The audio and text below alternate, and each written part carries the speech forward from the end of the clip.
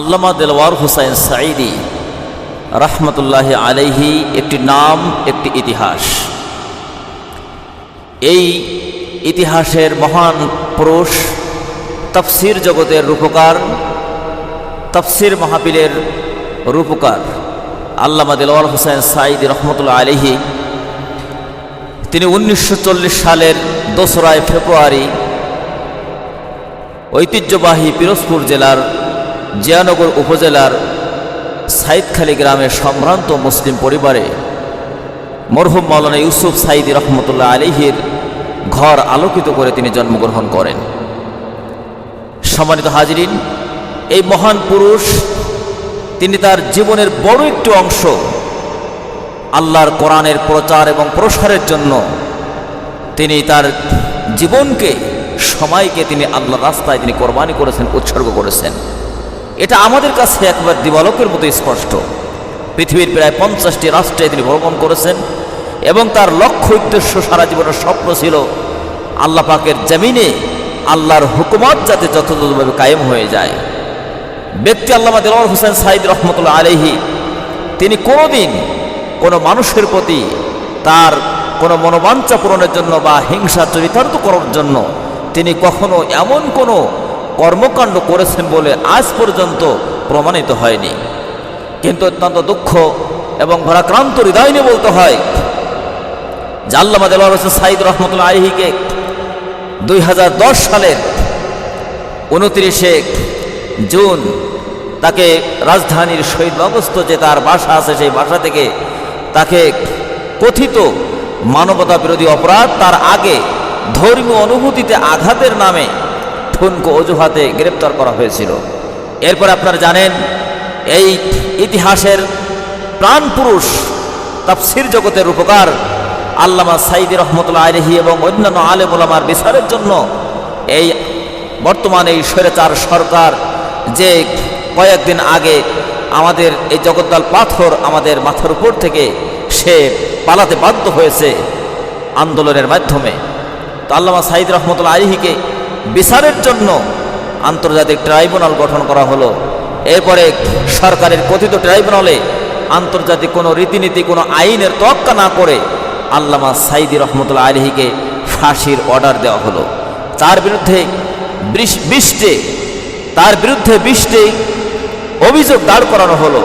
তিনি নাকি হত্যা করেছেন, তিনি নাকি গণহত্যার সাথে সম্পৃক্ত ছিলেন, তিনি নাকি ধর্ষণের সাথে সম্পৃক্ত ছিলেন। নাউজুবিল্লাহি মিন জালিক। যার চরিত্র পুত পবিত্র, মহান এই ব্যক্তিটির চরিত্রে এমন কোনো কালিমা নাই যা স্বৈরাচার সরকার এবং তাদের মদতপুষ্টরা তারা তার বিরুদ্ধে এই অভিযোগগুলো আনে নাই, যেটা শুনে তদানীন্তন সময়ে তার কলিজার টুকরা সন্তান মাওলানা রাফিক বিন সাঈদী রহমতুল্লাহ আলাইহি তিনি কোর্টের মধ্যেই তিনি স্ট্রোক করেছেন এবং তিনি দুনিয়ার মাঝ থেকে বিদায় নিয়ে চলে গিয়েছেন। পিতার প্রতি এই জঘন্য অত্যাচার এবং এই অবমাননাকর কথা তিনি হয়তোবা সহ্য করতে পারেন নাই। আল্লাহ রাব্বুল আলামিন তাকে দুনিয়ার মাঝ থেকে নিয়ে চলে গেছেন। সম্মানিত ভাই এবং বন্ধুগণ, প্রিয় দেশবাসী, আপনারা জানেন যে আল্লামা সাঈদ রহমতুল্লাহ আলাইহির বিরুদ্ধে যখন ফাঁসির অর্ডার দেওয়া হলো, এর মধ্যে অনেক ঘটনা ঘটেছে। সত্য বিষয়টি মানুষের কাছে পরিষ্কার হয়ে গেছে, কিন্তু আল্লামা সাঈদীকে এই জনগণের মাঝ থেকে তাকে বিচ্ছিন্ন করতে হবে, কোরআনের মাহফিল থেকে তাকে বিচ্ছিন্ন করতে হবে, আল্লামা সাঈদীকে পৃথিবীর মানুষের কাছে কালারিং করতে হবে। কিন্তু তারা জানে না যে আল্লামা সাঈদী তিনি ব্যক্তি সাঈদীর কারণে মানুষের কাছে তিনি আকর্ষিত হন নাই। আল্লামা সাঈদীর পিছনে মানুষের যে ভক্তি, যে শ্রদ্ধা, এটার সবটুকুন আল্লাহ রাব্বুল আলামিনের কোরআনুল কারীমের এই যে শান এবং মান, কোরআনুল কারীমের কারণেই তিনি যে অনল বর্ষিতের বক্তা ছিলেন, তিনি যে আল কোরআনের ধারাভাষ্যকার ছিলেন, তিনি যে প্রাঞ্জল এবং খুব সাবলীল ভাষায় তিনি মানুষকে অতি সহজে আল্লাহর কোরআনের গভীর গূঢ় তত্ত্ব তিনি খুঁটে খুঁটে বর্ণনা করতে পারতেন, মানুষ সহজে তার এই কথাগুলো বুঝতে সক্ষম হতো। এই জন্য আল্লামা সাঈদী রহমতুল্লাহ আলাইহিকে মানুষ মনে প্রাণে ভালোবেসেছিল, হৃদয়ে স্থান দিয়েছিল। এই জন্য আল্লামা সাঈদ রহমতুল্লাহ আলাইহিকে তারা মানুষের হৃদয় থেকে তারা ডিলিট করতে চেয়েছে। আল্লাহ রাব্বুল আলামিন আল্লামা সাঈদীর প্রতি মানুষের হৃদয় আল্লাহ পাক যুক্ত করে দিয়েছেন, ভালোবাসা তৈরি করে দিয়েছেন। আর যারা মানুষের থেকে, জনগণ থেকে তাকে বিচ্ছিন্ন করতে চেয়েছিল, ডিলেট করতে চেয়েছিল, আল্লাহ রাব্বুল আলামিন সেই সকল স্বৈরাচার এবং স্বৈরাচারের দোসরদেরকে মানবতা থেকে, দেশ থেকে আল্লাহ পাক তাদেরকে ডিলেট করে দিয়েছেন। কাজেই পৃথিবী ইতিহাস সাক্ষী দেয় যে আল্লাহ রাব্বুল আলামিন যাদেরকে ভালোবাসেন, আল্লাহ পাক যাদেরকে মহব্বত করেন, আল্লাহ পাক তাদেরকে কোরআনের ইজ্জতের কারণে আল্লাহ পাক তাদেরকে সম্মানিত করেন। আর এই মানুষগুলোকে যারা অসম্মানিত করতে চায়, যুগ এবং কালের আবর্তে এক সময় দেখা যাবে যে তারাই অসম্মানিত হবে। এই জন্য যেহেতু ইন্নামা ইয়াখশাল্লাহু মিন ইবাদিহিল উলামা, আলেমদের মধ্যে, মানুষের মধ্যে যারা আলেম, যারা উলামা, তারাই কেবল আল্লাহ রাব্বুল আলামিনকে সবচেয়ে বেশি ভয় করে। কাজেই সেই আলেম উলামার সাথে আমাদের সখ্যতার আমাদের তৈরি করতে হবে এবং বন্ধুত্বপূর্ণ সম্পর্ক তৈরি করতে হবে।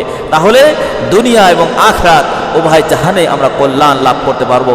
যারা আল্লামা সাঈদী রহমতুল্লাহ আলাইহিকে ভালোবেসেছেন, তারা আল্লামা সাঈদীর এই যে সম্মানের কারণে তারাও সম্মানিত হয়েছেন। আর যারা তার পিছু লেগেছিল, যারা তাকে পৃথিবীর মাঝ থেকে বিদায় করতে চেয়েছিল, আল্লামা সাঈদী অমর হয়ে আছেন। মাঝখান থেকে সেই মানুষগুলো তারা ডিলেট হয়ে গেছে। শামসুদ্দিন চৌধুরী ওরফে কালামানিকের মতো যে বিচার ব্যবস্থাকে কলুষিত করেছিল, সেই শামসুদ্দিন চৌধুরীও কিন্তু ইতিহাসের আস্থা করে নিক্ষিপ্ত হয়েছে। এবং এই চরম মিথ্যাচারের সাথে যারা সম্পৃক্ত ছিল, যারা এটার পিছনে কলাকৌশলী হিসেবে কাজ করেছে, প্রসিকিউশন থেকে প্রসিকিউটর যারা ছিল, তারা কিন্তু মানুষের কাছে তারা কঠিনভাবে তারা ঘৃণিত হিসেবে তারা পরিচিতি লাভ করেছে। আর আল্লামা সাঈদীর প্রতি মানুষের ভক্তি শ্রদ্ধা আরও বেড়ে গেছে। এই জন্য কোরআনের সাথেই আমাদের থাকতে হবে, কোরআনের সাথেই থাকতে হবে। কোরআনের সাথে যারা আছে তাদের সাথে আমাদের বন্ধুত্ব স্থাপন করতে হবে। আর ইয়া আইয়ুহাল্লাযীনা আমানুত্তাকুল্লাহা ওয়া কুনু মা'আস সাদিকিন, আল্লাহ রাব্বুল আলামিন বলছেন যারা মুমিন, যারা ঈমানদার, তাদেরকে আল্লাহ পাককে ভয় করার জন্য বলছেন। এবং যারা সত্যবাদী, যারা সত্যনিষ্ঠ, তাদের সঙ্গী হওয়ার জন্য আল্লাহ রাব্বুল আলামিন বলেছেন। এই জন্য জালিমদের সাথে আমাদের বন্ধুত্ব হতে পারে না, আমাদের বন্ধুত্ব হবে আলেম ওলামার সাথে। আর জালিমদের থেকে আমাদের দূরত্ব বজায় রাখতে হবে। আল্লাহ রাব্বুল আলামিন আমাদের সকলকে সেই তৌফিক দান করেন, আমিন। আখির দাওয়ানা আলহামদুলিল্লাহি রাব্বিল আলামিন।